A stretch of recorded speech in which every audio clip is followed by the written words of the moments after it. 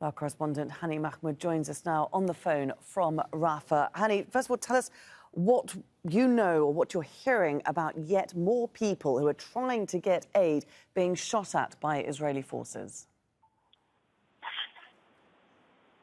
Yes, well, desperate living conditions and situations across Gaza Strip are forcing Palestinians across the Strip to go anywhere and reach to anywhere they are possible to get to in order to find some of the basic necessities and food supplies and provide for their families and to keep them alive in the face of this famine spreading everywhere. The reports we're getting right now from Wadi Gaza, that's an area between Gaza and the central area of the Gaza Strip, where these aid or the food aid that is available at that area was from what was dropped from there within the past 48 hours by the Jordanian, the Emiratis, and then the U.S. as well. So that food aid was in that area that has been designated by the Israeli military as a combat zone, and nobody was able to reach to the food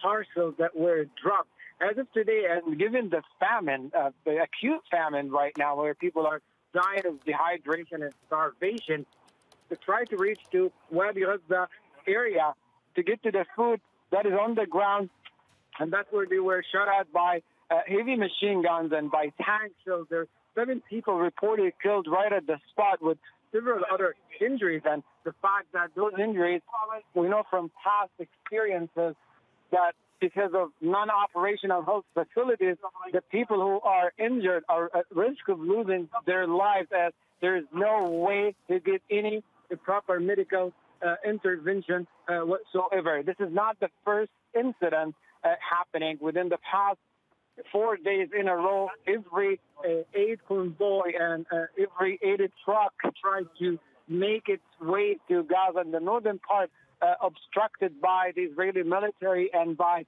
the conditions created on the ground, very difficult conditions that keep barring those trucks from entering and reaching to people who are really desperate right now, either on Salah ad-Din Road where they were shot at, or in Nabulsi round intersection roundabout where there was an atrocity better known among Palestinians now as the flower atrocity. It keeps going on by these restrictions that make it very difficult to get aid.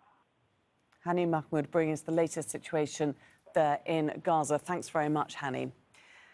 Well, let's speak now to Tamara Alrifai. She's UNRWA spokeswoman and joins us from Cairo. Tamara, as we just heard from Hani, yet another incident where Palestinians who are desperately trying to get hold of aid being shot at by Israeli forces. Why do we keep seeing this happen?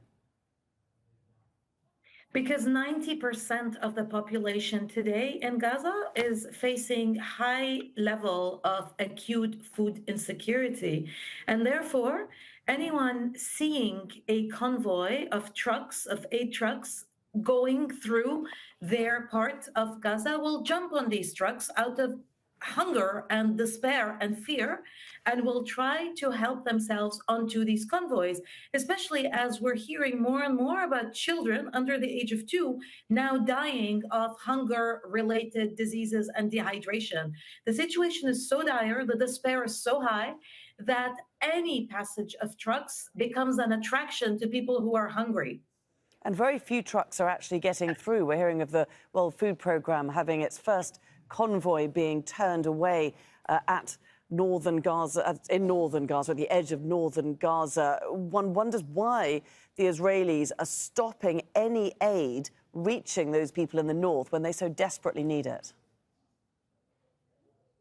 Obstructions to the north have reached very, very high levels. Accessing the isolated population north of Wadi Gaza is a real challenge. More than half the requests by the UN altogether to bring much needed food, medical supplies, clean water to the north have been rejected by the Israeli authorities. We keep pushing, but it's worth remembering that today's convoy by the World Food Programme is the first attempt in 2 weeks to go to the north. UNRWA, the agency I represent, which is the largest humanitarian agency in Gaza today, has not been permitted to go to the north of Gaza since the 23rd of January. That's almost 6 weeks of us not being able to bring food and medical supplies to people who are desperate and isolated in the north of Gaza. We're hearing from the EU that there are plans afoot for a maritime humanitarian corridor via Cyprus. What do you make of that? The most straightforward way of getting aid into the Gaza Strip is to use the existing crossings, namely Karam Abu Salim, Karam Shalom, and Rafah from Egypt. So there are many conversations about the maritime route. There have been attempts to airdropping of aid onto the Strip, but really the most straightforward way, and this is what we at UNRWA, the largest UN agency, have been calling for, is there are existing land crossings that are much more straightforward, faster, more economical, and safer. And there are constant requests for a ceasefire that would allow an influx of humanitarian assistance. Why should we reinvent the wheel? Let us use what exists and what has worked before. Much of UNRWA's funding has been cut off for some weeks now by a number of countries around the world. How is the organisation coping? What operations is it able to still do within Gaza? Maintained all our much-needed humanitarian response in Gaza. Let's remember, we are responsible for people who are in our shelters. It is UNRWA that runs the shelters, that distributes food, that sends medical teams into the shelters, and we've maintained all that. We've also maintained our 700 schools across the entire region and 140 health centers, and that is thanks to donors who have not suspended their funding based on allegations. So we still have many close supporters, and we're working on providing a lot of cooperation to the reviews of our own systems that will enable us to prove once again that we are a principled UN agency and we are indispensable in the response in Gaza, but also in the region. So we're working month by month. We're maintaining our operations in March and in April, and we're truly hoping to reverse the decision by some of our donors by proving how transparent and principled we are. Tamara Alrifai, many thanks for taking the time to join us here on Al Jazeera.